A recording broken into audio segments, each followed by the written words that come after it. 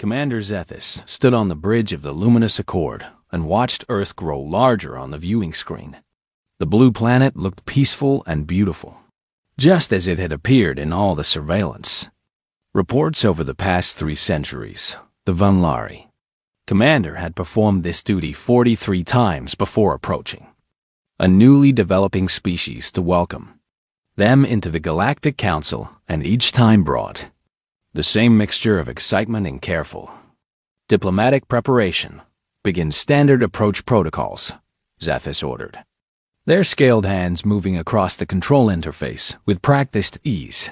The communications officer, a young Thorian named Kes, looked up from her station with confusion written across her 6 facial features. Commander, I am receiving no response to our hails, Kes said, her voice carrying a note of concern that made Zethis' spine ridges flatten against their back. Try all frequencies, Zethis commanded. Moving closer to the communications station, Kes's many fingers danced across her console, cycling through every known communication band that humanity had ever used. Nothing. Commander, she reported after several long moments. The planet is completely silent. No radio chatter. No television broadcasts, no internet signals, no military channels, nothing at all. Zethis felt a cold sensation spreading through their chest. In all their years of service, they had never approached a living world that made no sound. Life sign scans, Zethis ordered sharply. The science officer, a methodical Kelrite named Horvath, worked his instruments with multiple appendages. Commander, this does not make sense, Horvath said slowly, his vocal synthesizer struggling to convey his confusion. The cities are still powered, lights are functioning, vehicles are present in streets. Orbital satellites are operational, but I am reading 0 human life signatures. 0? Zethis repeated, unable to believe what they were hearing. There should be 8 billion humans on that planet. There should be. Commander, Horvath confirmed, his many eyes blinking in sequence. But there are none, not one single human biosignature anywhere on the planet, in orbit, or on their moon colony. The bridge fell silent except for the soft humming of the ship's systems. Every member of the crew stared at the peaceful blue world spinning below them, trying to comprehend what could cause an entire species to simply vanish. Take us into low orbit, Zethis commanded, their voice tight with tension. I want detailed scans of every major population center, and someone find me an explanation for this. As the luminous Accord descended into Earth's atmosphere, the scans revealed a mystery that deepened with every passing moment. The planet looked lived-in. Cities stood intact. Parks showed signs of recent maintenance. Vehicles sat parked along streets as if their drivers had simply stepped away for a moment. But there were no people anywhere. Horvath directed the ship's sensors toward New York, then Beijing, then Lagos, then Mumbai. Every major city told the same impossible story. Life without the living. Commander, Kes called out suddenly, I am picking up something unusual. There are massive structures scattered across every continent, hundreds of them, possibly thousands. Show me. Zethis ordered. The main screen flickered and displayed an aerial view of what appeared to be an enormous launch facility. The structure was miles across, with a central platform surrounded by massive support pylons and cooling systems. The ground around it was scorched black, and the metal structures nearby had melted from incredible heat. These are launch sites, Horvath said with certainty, and they have been used very recently, within the last few weeks, based on the thermal decay patterns. Launch sites for what? Zethis asked, though a terrible suspicion was already forming in their mind. Unknown, Commander, Horvath replied, but the scale suggests something massive. Each site could have supported a vessel at least 5 kilometers in length. Zethis' blood ran cold. Humanity was supposed to be barely capable of interplanetary travel. Their largest vessels were small shuttles and basic cargo haulers. So how could they possibly have built ships that size?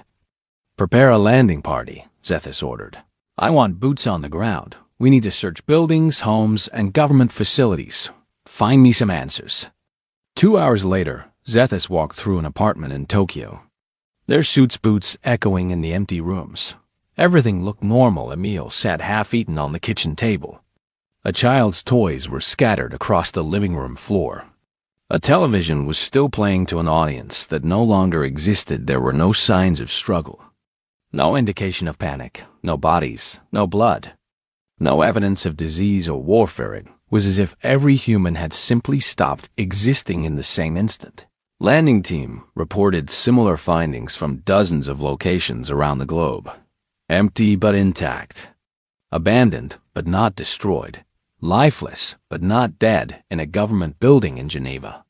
They found computers still running, displaying what appeared to be some kind of global alert system. Cass managed to access the archived messages and brought up the last transmission sent worldwide. Commander, you need to see this, she said. Quiet Lises read the message that had been broadcast to every device on Earth in the hours before humanity vanished.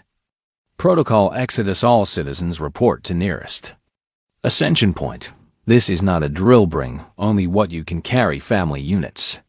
Stay together. Follow all instructions from coordination. Officers, this is not a drill. Protocol Exodus is now active. The message had been sent in every human language simultaneously. Repeated over and over for 6 hours, and then silence back aboard the Luminous Accord. The senior staff gathered in the conference room while Zethus presented their findings to the Galactic Council via subspace communication. The council members representing 23 different species from across known space listened in growing alarm as Zethus described the empty planet and the mysterious launch sites. Could they have destroyed themselves? Asked Council Speaker Vaughn, an elderly Dramath whose tentacles twitched with agitation. There is no evidence of that, Zethus replied firmly. No radiation, no chemical weapons residue, no signs of warfare at all. Then where are they?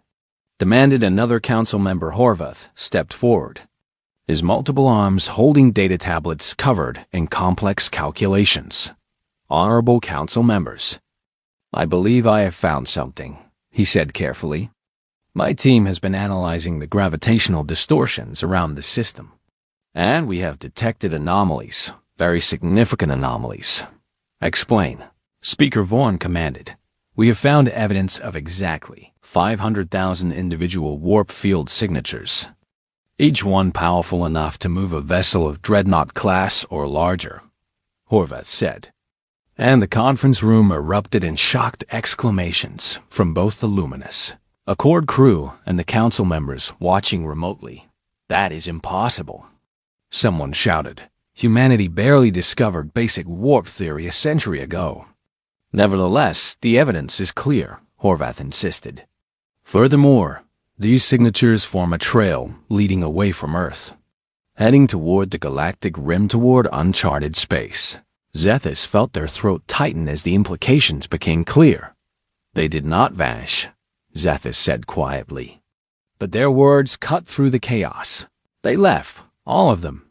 Every single human boarded ships and departed their homeworld. But why? Speaker Vaughn asked, their voice hollow with confusion. That, Zethus said grimly, is what we must discover, because a species does not abandon their homeworld without reason. And a species that can field 500,000 warships is a species we very much need to understand. The council voted immediately to authorize a pursuit fleet, and Zethus volunteered without hesitation to lead it as the Luminous Accord prepared to follow humanity's trail into the unknown. Zethus stood alone on the observation deck. Looking back at Earth one final time, the planet looked so peaceful, so beautiful. So utterly and completely empty. What did you know? Zethus whispered to the silent world. What scared you enough to make you leave everything behind? The only answer was the cold vacuum of space and the faint gravitational echoes of 500,000 ships that had carried humanity toward some unknown destiny, and Zethus was determined to discover what that destiny was. The pursuit fleet consisted of 12 ships representing 6 different species of the Galactic Council. all of them following the luminous accord as Commander Zethus led them deeper into space along the trail humanity had left behind. For 3 weeks, they traveled through known space, following the gravitational signatures that humanity's massive fleet had carved through the fabric of reality, like a highway pointing toward the unknown. "Commander, I am detecting a structure ahead," Kess announced from her communication station, her voice carrying the weariness that came from long weeks of fruitless searching. Zethys leaned forward in their command chair, studying the sensor display as it resolved into something recognizable, a space station of some kind. Though not like any station the Council had ever built, it appears to be constructed from asteroids, Horvath reported, his many appendages working multiple sensor arrays simultaneously. The humans have hollowed out several large rocks and connected them with structural frameworks, very crude but surprisingly effective.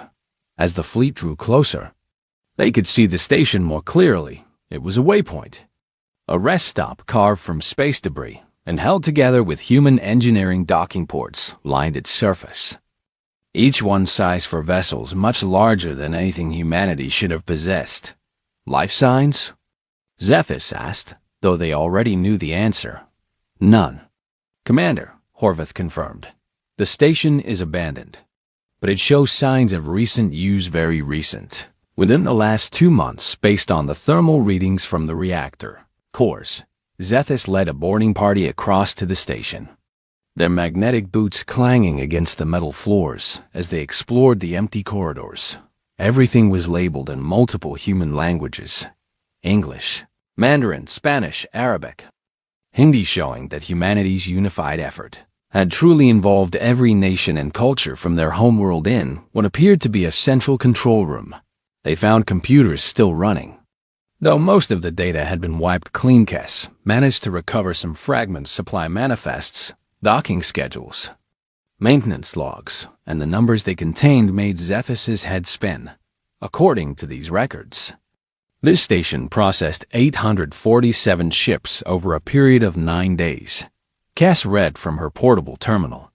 Each ship received fuel, supplies, and what appears to be some kind of technical upgrades. 847 ships in 9 days.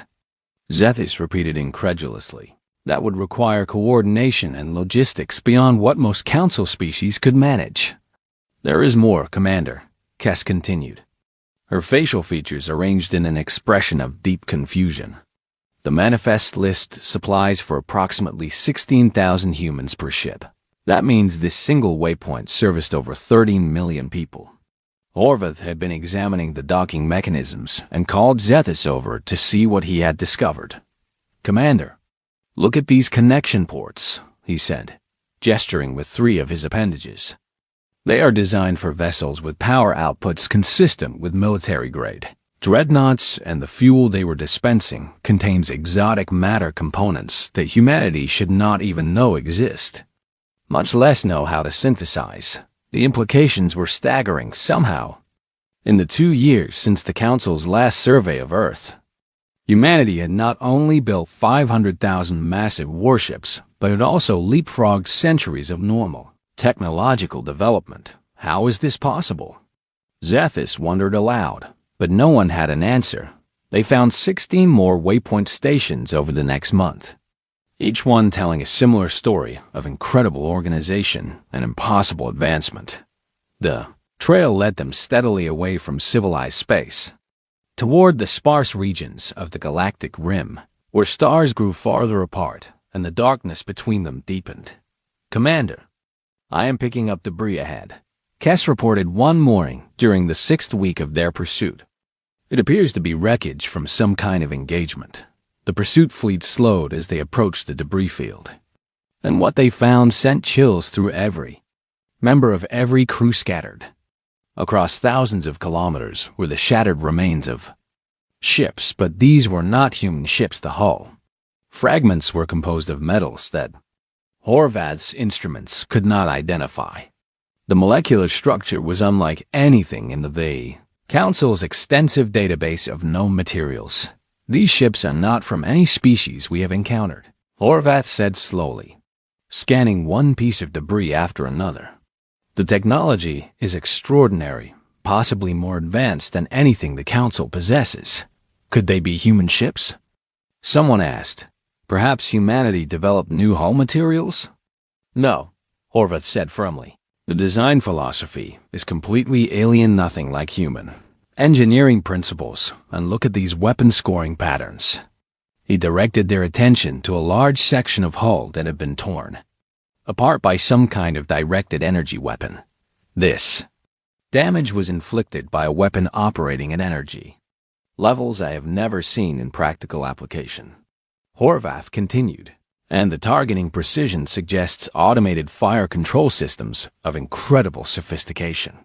Zethus examined the debris carefully, noting how the ships had been utterly destroyed, not just damaged, but systematically torn apart with overwhelming firepower.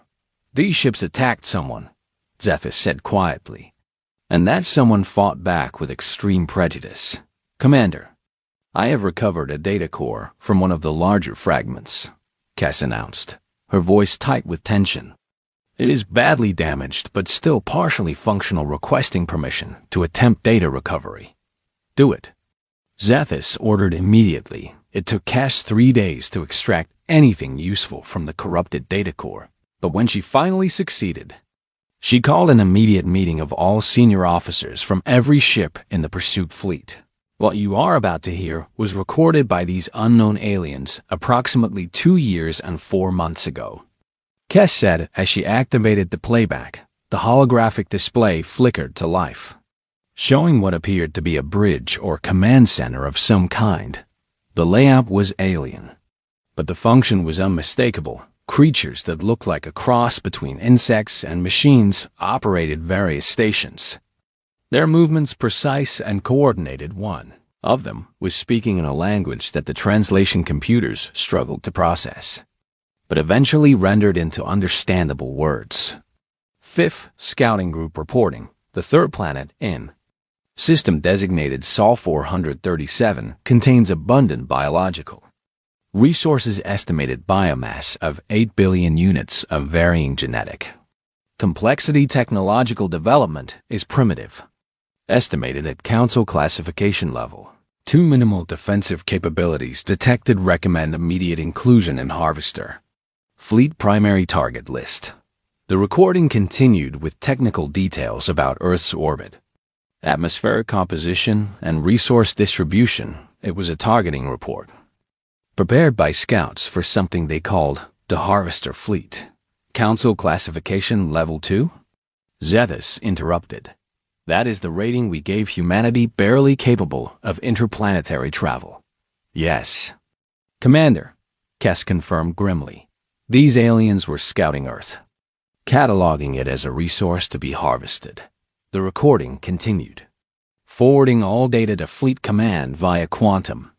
Link estimated fleet arrival at Sol 437 in 24 standard cycles, beginning systematic survey of neighboring systems for additional targets. And then the recording ended abruptly in static and the screech of tearing metal. That is where the data core was damaged, Cass explained. But I found a timestamp. This recording was made 26 months ago, 2 months before humanity evacuated Earth. The room fell silent as everyone absorbed the implications. Humanity knew, Horvath said slowly. They knew these aliens were coming. Somehow they intercepted these scouts, recovered their data, and learned about this Harvester fleet. And they decided to run, added one of the other ship commanders. A Calrite named Jessup. No, Zethus said, their voice hard and certain. They did not run. If they wanted to run, they would have scattered to 1,000 different systems, made themselves hard to find. But they did not scatter. They stayed together. 500,000 ships traveling in a unified fleet toward a single destination. Then what are they doing? Jessup Eskedgethis looked at the frozen image of the alien scout ship on the display at the cold mechanical efficiency with which it had cataloged Earth as a target for extermination. They are going to fight, Zethus said quietly. They learned that something was coming to destroy them and everyone in the galaxy. and they decided to meet it head-on. That is insane. Jessup protested. They should have warned the council. We could have prepared a defense. Could we? Zethus challenged. Look at this debris. These scouts were more advanced than us. And they were destroyed utterly. Humanity has weapons we cannot match. Technology we do not understand. They made a choice. And perhaps it was the only choice that made sense. We need to find them, Cass said urgently. If they are going to fight this harvester fleet, they will need all the help they can get. Agreed, Zethus said. Moving back to their command chair. All ships. Maximum speed. We follow humanity's trail to whatever end awaits, and we pray to whatever gods we believe in that we are not too late. The pursuit fleet pushed their engines beyond recommended safety limits, racing through the darkness toward a destination they could not see, but now understood with terrible clarity. Humanity had not vanished overnight. They had gone to war. The pursuit fleet emerged from their latest warp jump into a region of space so remote that no council survey had ever reached it. They were at the very edge of the galaxy, where stars were sparse and the void between them stretched for light years. Commander, sensors are detecting massive energy signatures ahead, Cass reported, her voice carrying equal parts excitement and dread. Multiple contacts, thousands of them, no, hundreds of thousands. On screen, Zethus commanded, and what appeared on the viewing display made every being on every bridge fall silent. Humanity. S fleet was arrayed before them in a formation so vast that it defied comprehension. 500,000 ships arranged in a perfect sphere, each vessel exactly 5 kilometers in length. Bristling with weapons and shields that glowed with barely contained power, the sphere formation was hundreds of millions of kilometers across. Centered on a dying red dwarf star that cast everything in bloody light. They built a fortress, Horvath whispered in awe. Not a fleet, a fortress made of ships. Each human vessel was positioned with mathematical precision. Their weapons pointed outward into empty space, creating overlapping fields of fire that would allow them to support each other in combat. Zethus had spent decades studying military tactics and fleet formations, but they had never seen anything like this. It was defensive doctrine taken to an extreme that bordered on paranoia or genius. Possibly both. What are they defending against? Jessup asked from his ship, his voice crackling over the communication channel. Perhaps we should ask them, Zethus replied. Open all frequencies. Broadcast on every channel humanity has ever used. Let them know we are here. Cass worked her console, sending out hails in dozens of human languages. But for 3 days, there was no response.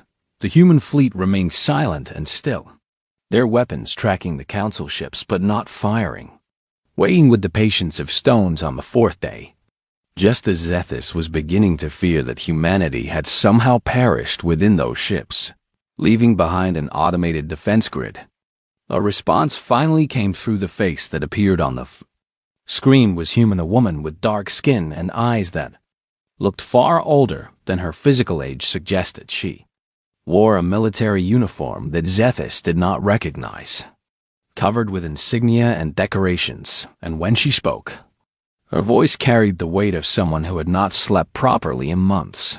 This is Admiral Sarah Chun of the Human Defense Initiative, commanding officer of the Exodus Fleet, she said formally. You are entering a restricted military zone for your own safety. I strongly recommend that you turn back immediately. Admiral Chun. I am Commander Zethus of the Galactic Council survey ship Luminous Accord, Zethus replied quickly. We have traveled for weeks to find you. We need to understand what happened. Why did humanity abandon Earth? Chun's face remained impassive, but something flickered in her eyes. Grief. Perhaps, or regret. Commander Zethus, I appreciate your concern, but we do not have time for lengthy explanations, Chun said. What you need to know is that a threat is coming, a threat to not just humanity, but to every living species in this galaxy, and we are here to stop it. The Harvester Fleet, Zethus said, and Chun's carefully controlled expression cracked just slightly with surprise. You know about them? Chun asked. We found the remains of their scout ships along your trail, Zethus explained. We recovered their data cores. We know they were targeting Earth. But Admiral, if this threat is real, the Galactic Council should be coordinating a defense. You did not need to face this alone. Chun laughed, but it was a bitter sound without humor. Commander, let me tell you a story, she said, her voice hardening. 2 years ago, our deep space monitoring stations detected anomalous signals from beyond the galactic rim, signals that should not have been there. Our scientists, including myself, spent weeks trying to decrypt them. She paused, and her eyes grew distant, remembering. What we found was a warning beacon, left by a species that no longer exists, a species that had been consumed by something they called the Harvesters. Chun continued. The beacon contained everything: historical records, tactical data, technical specifications. It was a gift from the dead to the living, a final attempt to help someone, anyone, stand against what they could not. What did the beacon tell you? Horvath asked, leaning forward intently. It told us that the Harvesters have been cleansing this galaxy of sentient life for millions of years, Chun said flatly. Every few thousand years, they sweep through a region of space, harvesting every biological resource, every mineral deposit, everything of value. And then they move on to the next region. They have destroyed thousands of civilizations, maybe tens of thousands. The species that left the beacon was just one of many. Zethus felt cold dread spreading through their body. But they forced themselves to ask the next question. Why did you not warn the Council? Because the Council would have debated. Chun snapped, her composure breaking for the first time. You would have formed committees, held hearings, questioned the data, argued about jurisdiction and treaty obligations.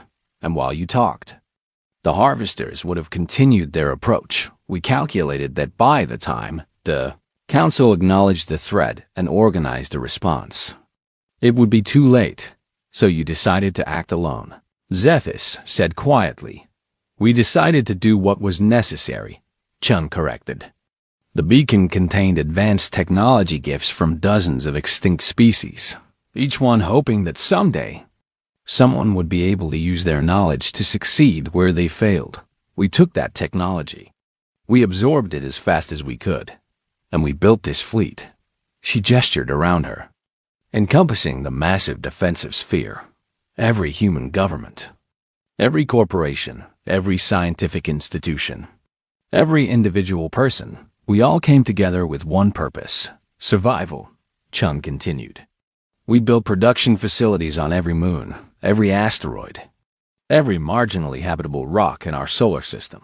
We worked around the clock for 2 years straight, and when the ships were ready, we evacuated everyone, all 8 billion of us, because we knew Earth would be targeted. And we wanted to draw the Harvesters away from our homeworld. You use yourselves as bait, Horvath said in horror. We used ourselves as soldiers, Chun corrected firmly. Every person on these ships knows why we are here. Every person volunteered. We are here because someone has to stand against the Harvesters. And we decided it would be us. When will they arrive? Zethus asked, though they dreaded the answer. Chun glanced at something off-screen. Checking a display. 72 hours, she said quietly.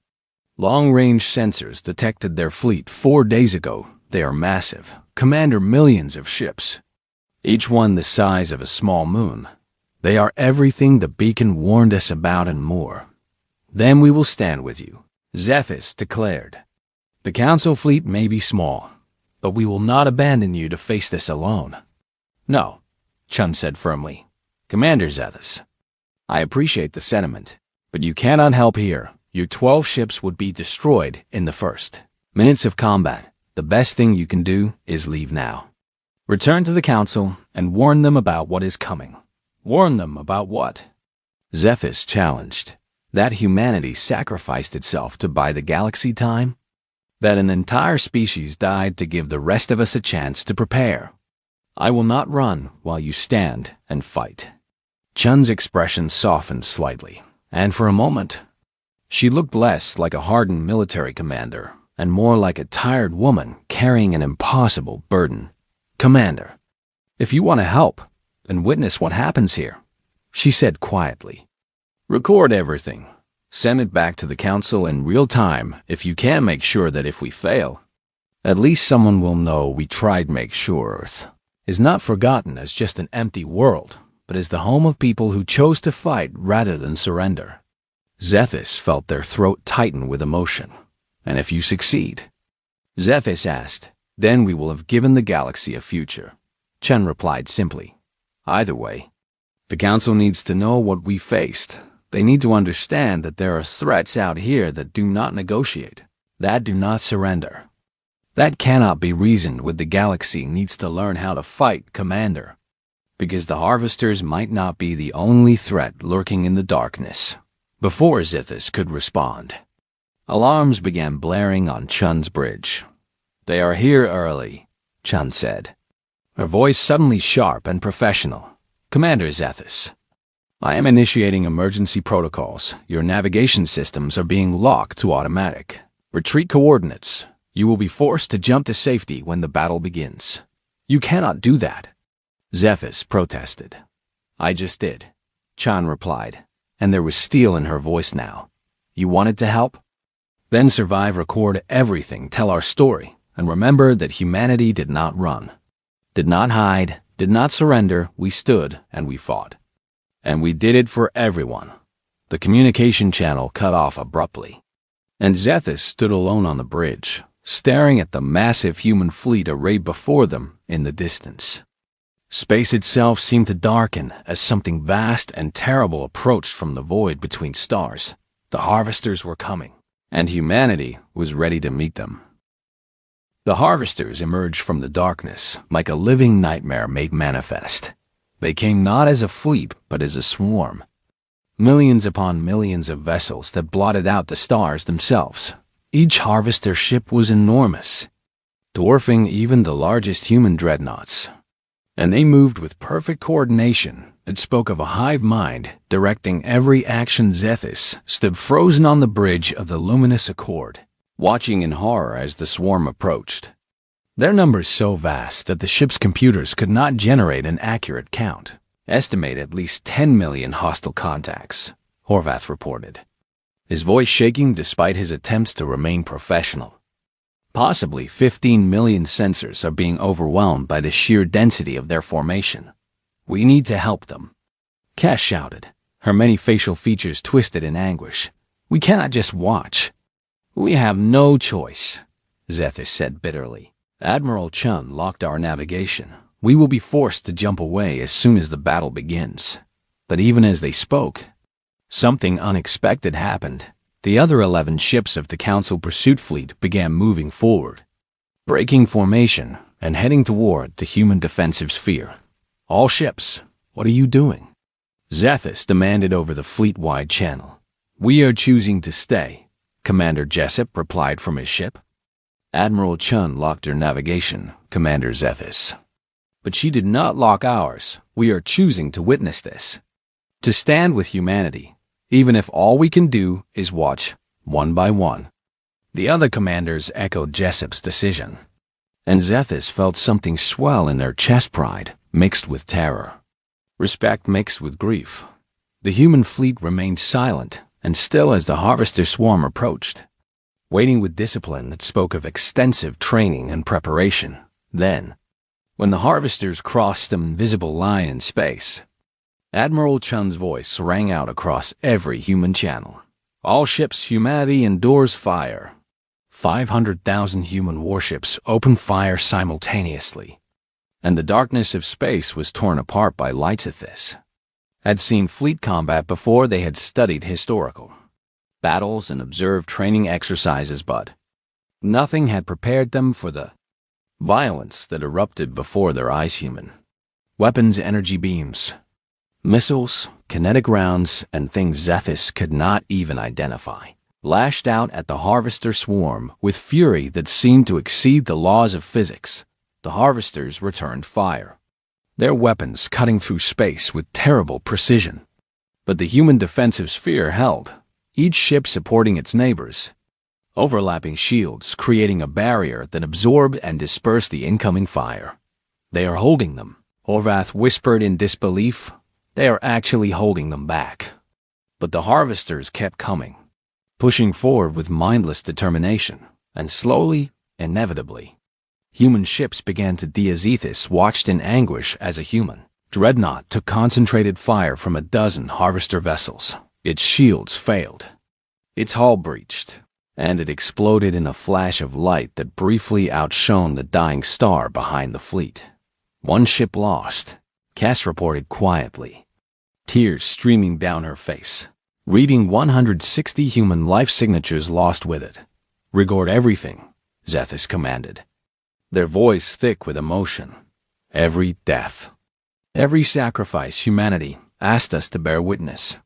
And by all the gods of all our species, we will do exactly that."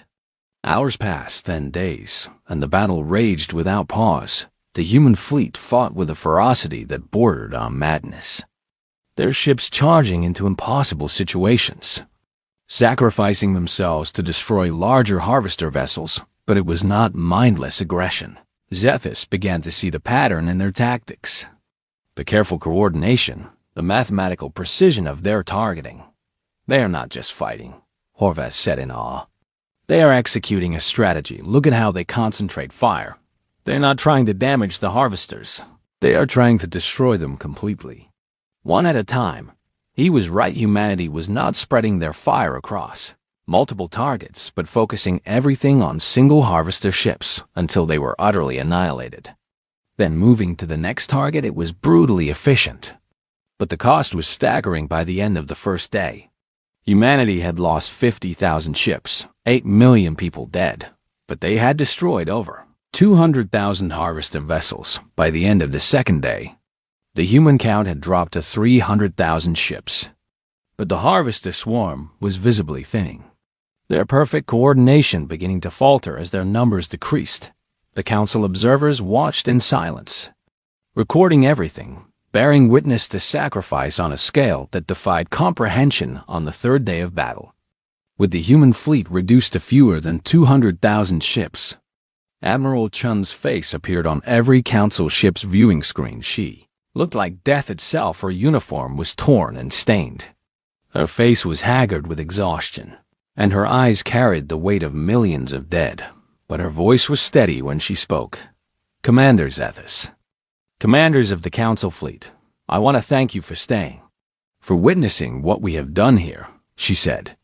"But now you must go, you must leave, and you must tell the galaxy what happened here. Admiral, you can still win this." Zethus protested. "Your fleet is holding. The harvesters are breaking." "Yes," Chun agreed, "but not before we are broken as well. What comes next will be difficult to watch. I will not force you to see it." "What do you mean?" Zethus asked, fear creeping into their voice. "I mean that we are going to finish this," Chun said simply. "All remaining ships have been ordered to execute final protocol. We are going to charge directly into the heart of their swarm, and we are going to keep fighting until either they are all dead or we are." "That is suicide," Jessup shouted from his ship. "That is victory," Chum corrected gently. "Commander, we came here knowing we would not return home. We came here to buy the galaxy time, to show the harvesters that sentient life can fight back, and we have done that. We have hurt them badly, killed millions of their ships, but to truly stop them, to ensure they cannot regenerate and return, we must destroy every single one." She paused, and for just a moment, her professional mask slipped, revealing the exhausted, terrified woman beneath. "Tell them we tried," she said quietly. "Tell them that humanity stood here at the edge of the galaxy, and we fought with everything we had. Tell them that Earth was not just an empty world, but a cradle that birthed people, willing to die for strangers. And please, please, remember us." Before anyone could respond, Chun reached forward and activated something on her console immediately. The Luminous Accord's navigation systems came to life, overriding manual control and initiating emergency warp procedures. "No!" Zethus screamed, fighting the controls, but it was useless. Chun had programmed their ship to escape, had taken even that choice away from them. The last thing Zethus saw before the warp field engaged was Admiral Chun's ship, the Indomitable Spirit, leading the charge as every remaining human vessel abandoned their defensive positions and drove forward into the heart of the Harvester swarm. The human ships formed a spear of light, punching through the Harvester formation, their weapons blazing, their shields overloading, their crews fighting and dying as they pushed deeper and deeper into the enemy mass. Then the warp field engaged and reality twisted, pulling the Council ships away to safety, tearing them away from the battle, away from humanity's final stand as the luminous accord tumbled through warp space. Zethus collapsed into their command chair, tears streaming down their face. They had witnessed courage beyond measure, sacrifice beyond understanding, and they had been forced to abandon those who had shown them what it truly meant to fight for something greater than oneself. Record it all, Zethus said hoarsely to Kes. Record every moment, every ship, every death. Humanity asked us to remember them, and by all the gods, we will tell their story until the stars themselves grow cold. We will make certain that the galaxy never forgets what happened here at the edge of forever. And in the darkness of warp space, racing away from the battle they could no longer witness, the Council fleet carried with them the memory of 500,000 ships ascending from Earth, and the hope that somewhere, somehow, humanity's sacrifice would not be in vain. 3 months passed in a blur of activity as the Galactic Council mobilized. In response to the recordings that Commander Zethus had brought back from humanity's last stand, footage had been broadcast across every Council world, shown to billions of sentient beings who watched in silent awe as humanity fought and died at the edge of the galaxy. Some species wept. Others raged at their own Council representatives for not acting sooner, and still others demanded that a memorial fleet be sent to recover whatever remained. It took the Council 3 months to assemble a force large enough and properly equipped to return to the battleside. 127 ships representing every member species, carrying scientists, military personnel, diplomats, and memorial specialists. They brought with them a monument stone carved from earth marble, a massive block of white stone inscribed with the names of every human ship that had departed Earth, ready to mark the gravesite of an entire species. Commander Zethus led the memorial fleet, their scaled hands gripping their command chair as they approached the coordinates where they had last seen humanity fighting. Commander, we are approaching the battle site, Kes reported, her voice heavy with grief that had not diminished in 3 months. All ships, reduce speed, Zethus ordered. We approach with respect. We are entering a graveyard. The memorial fleet dropped out of warp and entered normal space, and what they saw made every being on every ship gasp in shock. The battlefield stretched before them in all directions, millions upon millions of destroyed ships floating in the void like a mechanical reef harvester. Vessels and human ships alike drifted as wreckage, torn apart by weapons fire, shattered by impacts, broken by the violence of the battle that had raged here. Beginning scanning operations, Horvath announced, his voice subdued. This will take some time. The debris field extends for hundreds of millions of kilometers. They had expected to find only wreckage. To catalog the dead and mark the site with honor, what they found instead was impossible. Commander, Kes shouted suddenly, her many facial features stretched wide in shock. I am detecting human life signs. What? Zethus bolted upright in their chair. That is impossible. No one could have survived this. Multiple life signs, Commander, Kes confirmed, her appendages dancing across her console. Hundreds of thousands of them, weak signals, emergency life support levels, but definitely human and definitely alive. All ships, begin search and rescue operations immediately, Zethus commanded. Find every survivor, bring them aboard, medical teams on standby. The memorial fleet spread out across the debris field, their sensors sweeping for life signs. Their rescue shuttles launching by the dozens. What they discovered as they searched left them stunned. Scattered throughout the graveyard were 1,847 human ships, damaged almost beyond recognition, but somehow still functional. Their crews alive, but barely so the indomitable spirit.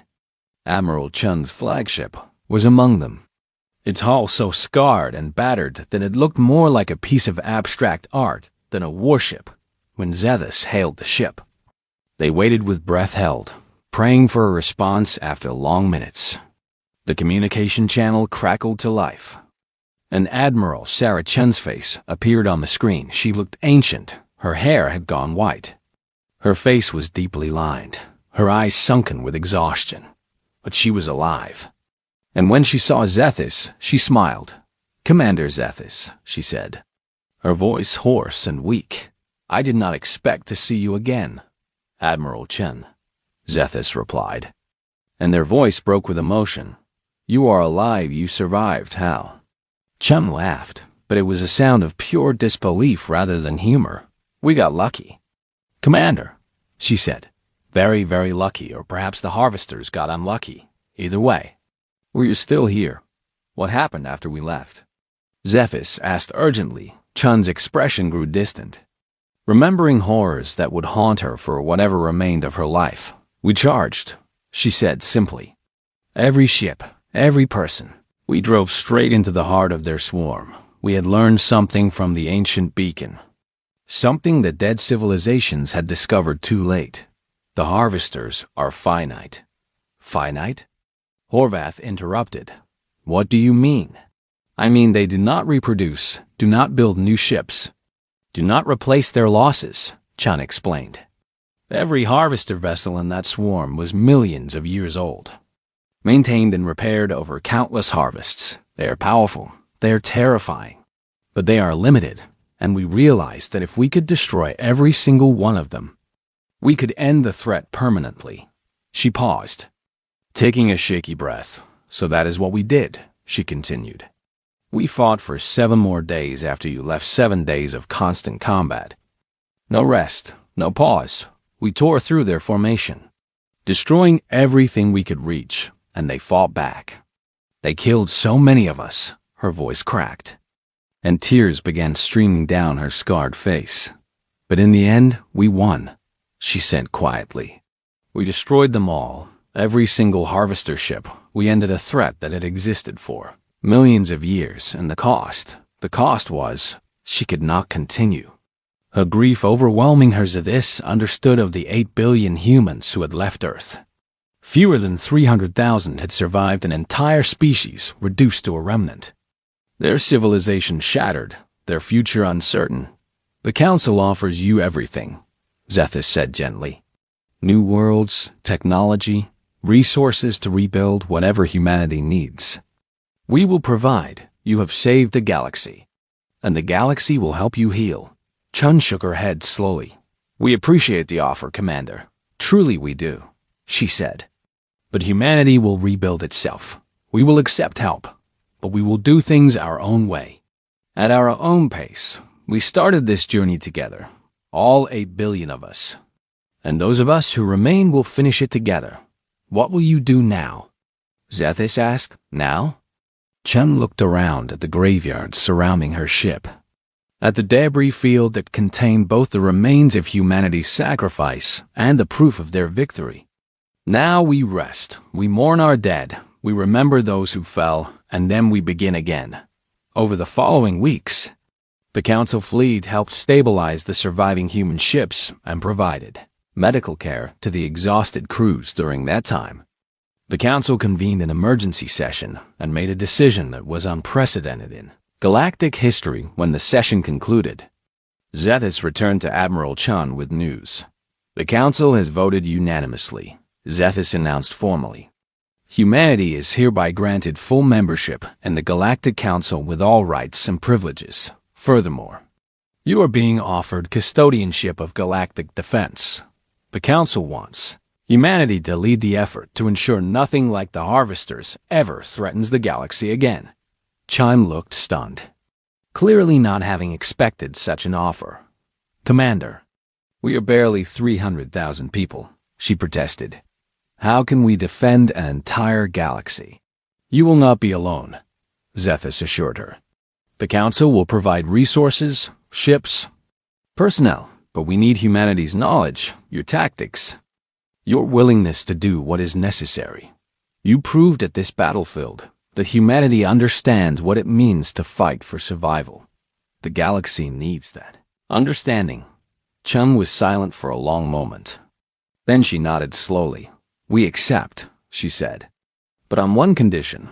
We train your people as we were trained. We share everything we learned from the ancient beacon and from this battle. The galaxy needs to know how to fight. Because there might be other threats out there. Other dangers we have not yet discovered." "Agreed," Zethus said immediately. The surviving human ships did not return to Earth immediately instead. They began their new mission, traveling to Council worlds, establishing training facilities, sharing their hard-won knowledge. New ships were built, combining human tactical doctrine with Council resources and technology. The 1,847 ships that survived the battle were repaired and became the core of what would be known as the Galactic Defense Fleet.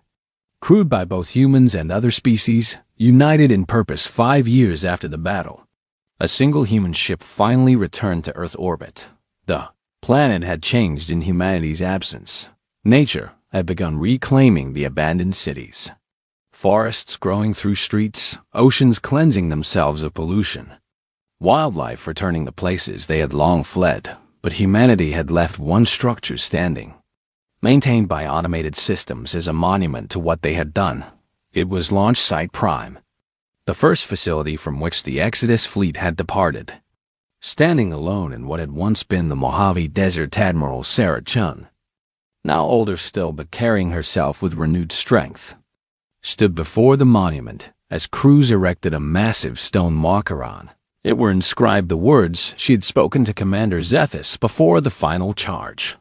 "Preserved now as humanity's promise to the galaxy. We left so others could live. We fought so others would remember. We died so the galaxy might have a tomorrow. This is what humanity means. This is who we are."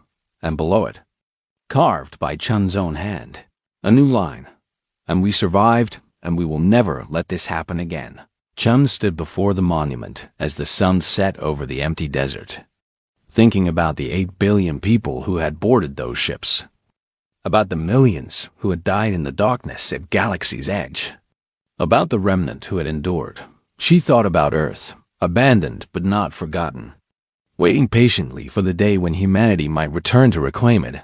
And she thought about the future, about the species humanity had saved, about the young people of a dozen different worlds who were even now training to defend the galaxy, learning from